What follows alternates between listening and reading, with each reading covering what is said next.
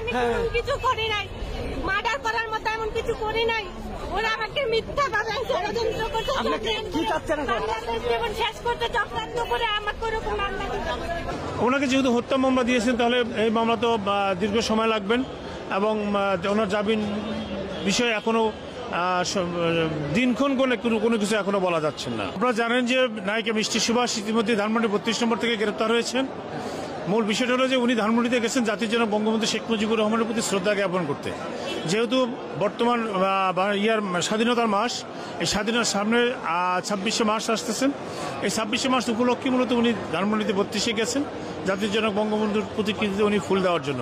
সেখান থেকে ওনাকে পুলিশ গ্রেপ্তার করেছেন এবং গ্রেপ্তার করে ওনাকে একটি হত্যা মামলায় বিজ্ঞ আদালতে প্রেরণ করেছেন। আমরা বিজ্ঞ আদালতকে বলেছি যে উনি তো সম্পূর্ণ নির্দোষ, উনি তো এই মামলার সাথে জড়িত না। এবং যে মামলাটি ওনার বিরুদ্ধে দায়ের করা হয়েছে সেই মামলাটি হলো 2024 সালের সেপ্টেম্বর মাসের। সেই মামলায় 11 তারিখে, সেই মামলার ঘটনা তারিখ, সেই তারিখে সেই মামলায় ওনাকে গ্রেপ্তার করা হয়েছে। আমরা বিজ্ঞ আদালতকে বলেছি যে যেহেতু উনি এই মামলায় সম্পর্কে কিছু জানেন না এবং ওই মামলার ঘটনার সময় উনি উপস্থিত ছিলেন না, ওনাকে এই মামলায় শুধু সন্দেহবশত তাকে গ্রেপ্তার করা হয়েছে। আমরা বিজ্ঞ আদালতে তার জামিনের প্রার্থনা করেছি।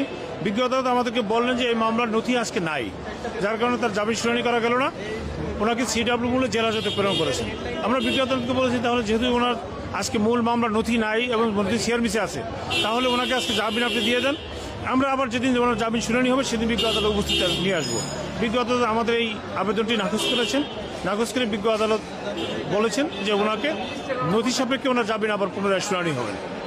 এবং আমরা বিজ্ঞ আদালতকে বলেছি যে যেহেতু উনি এই মামলার ঘটনার সময় উপস্থিত ছিলেন না এবং এই মামলার সম্পর্কে উনি কিছু জানেন না, ঘটনা সম্পর্কে কিছু জানেন না, উনি শুধু স্বাধীনতার মাস 26শে মার্চ উপলক্ষে উনি গিয়েছেন জাতির জনক বঙ্গবন্ধু শেখ মুজিবুর রহমানের প্রতিকৃতিতে ফুলের শুভেচ্ছা জানাতে, কিন্তু ওনাকে সে কাজটি করতেও দেওয়া হয়নি এবং উনি তাকে ফুরন্ত জেল হাজতে প্রেরণ করা হয়েছে। হত্যাকারীর নামটা মামলা ওনার যে পুলিশ ফরওয়ার্ডিং দিয়েছেন সেই ফরওয়ার্ডিংয়ে ওই হত্যাকারীর নাম লেখা নেই।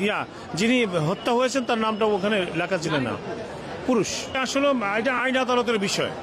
আমরা তো বিজ্ঞ আদালতে আমাদের আসামির পক্ষে আমরা জামিন চেয়েই থাকি সব সময়।